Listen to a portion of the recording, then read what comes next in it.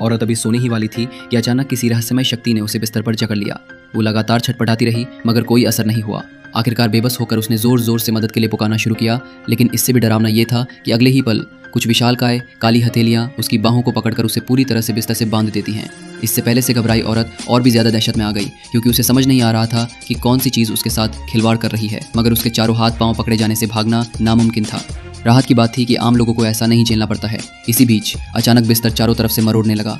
ये भयानक दृश्य औरत के होश उड़ा देता है। आधे घंटे तक बिस्तर जोर जोर से हिलता रहा, फिर जाकर रुका, मगर खतरा अभी टला नहीं था। बस थोड़ी देर की राहत मिली ही थी कि बालकनी का कांच का दरवाजा अपने आप खुल गया।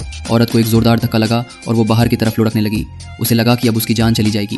वो घबराकर जोर जोर से अपने प्रेमी का नाम पुकारने लगी। तभी बिस्तर धीरे धीरे उठने लगा और उसे 10-12 मंजिल की ऊंचाई से गिराने की तैयारी करने लगा। जैसे जैसे बिस्तर और ढलान पर झुकता गया, औरत बार बार संतुलन खोती रही, क्योंकि नीचे गिरते ही उसका चूर चूर होना तय। आखिरी मौके पर उसने चारों ओर की रेलिंग को कसकर पकड़ लिया और कई बार टकराने से खुद को बचाया। तभी उसका प्रेमी शोर सुनकर दौड़ा आया और उसे बिस्तर से खींचकर सुरक्षित बाहर निकाल लाया। इसी तरह औरत की जान बच गई।